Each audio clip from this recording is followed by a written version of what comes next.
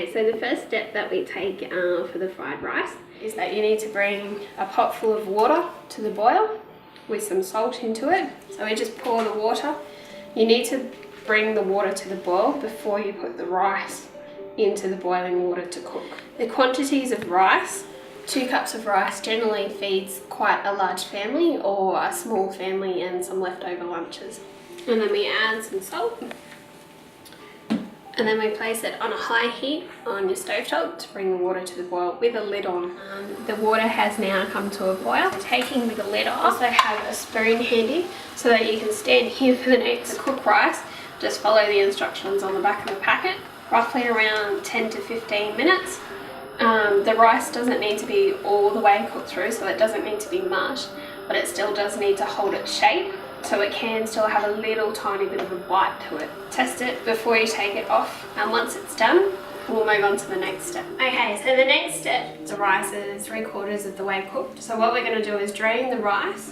Cold water is best, and just run in. The first liquid was very cloudy.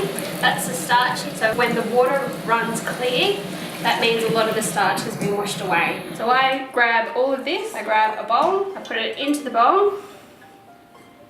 This just captures all the water. I just put a cling film cover over this one and then pop it straight into the fridge until you're ready to use. Okay, so our next step to how to make fried rice. We've prepared all the ingredients and all the elements for you. You're going to need a heavy based saucepan. I've got quite a large one because obviously there's a fair amount of ingredients into this. But this can be suited to whatever quantities you've made your rice to. Some utensils, a spatula, slotted spoon, wooden spoon. Moving across, now our rice has just come out of the fridge. Now vegetable wise, so we've got grated carrot, zucchini, capsicum, broccoli and runner beans. Moving through, so over here we have chopped up garlic and onion and also chopped up bacon as well. Now you can substitute the bacon out and put in cooked chicken if you have any left over. It really decides to your preferences. Finally, we've got some eggs, so I will crack these and whisk them. And finally, with the sauces, so the oil you use to fry off the onion, the garlic and the bacon, and then also a little bit for your eggs, and then also a little bit before you put the rice into it, but we'll go through those steps. Soy sauce and salt and pepper. Let's begin. Okay, so the first step to putting all of this together is to fry off the onion, the garlic and the bacon. And I've set it at roughly between a low to medium heat, depending on what your comfortable level is with frying off vegetables. So I'll put all of this in. So we're just cooking this through until the onions become soft. Okay, as you can see, the onions are quite soft now, and this bacon is quite to our liking. So we're just going to take it off. I've put some oil into the bottom of the pan. Okay, so the next part of this is to actually fry off the egg. Now this is 5 eggs and almost make scrambled eggs. Now the eggs need to be quite solid enough so that they can hold their shape. Not so much runny scrambled eggs as it was. So that's good enough for us.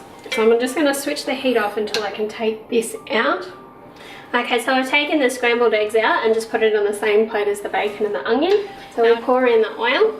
Now I take a spatula and now we're going to put in the rice. So you need to continually move the rice, but now we're going to add in the vegetables. So essentially what we're doing is now cooking the vegetables and the rice together and just keep on working it. And so we've been doing this for about 10 minutes. Now for the last 5 minutes of this, we need to put back into the bacon, the onions and also the egg mixture. Now we're going to work this in for about 5 minutes. Okay, so we've mixed through the bacon, the onion and the egg, and we've been doing that for about 5 minutes. So at this stage, I just get a simple spoon and I taste a little bit as it goes to make sure that it's A, hot, but B, it somewhat tastes alright. The last step to finish this off is soy sauce.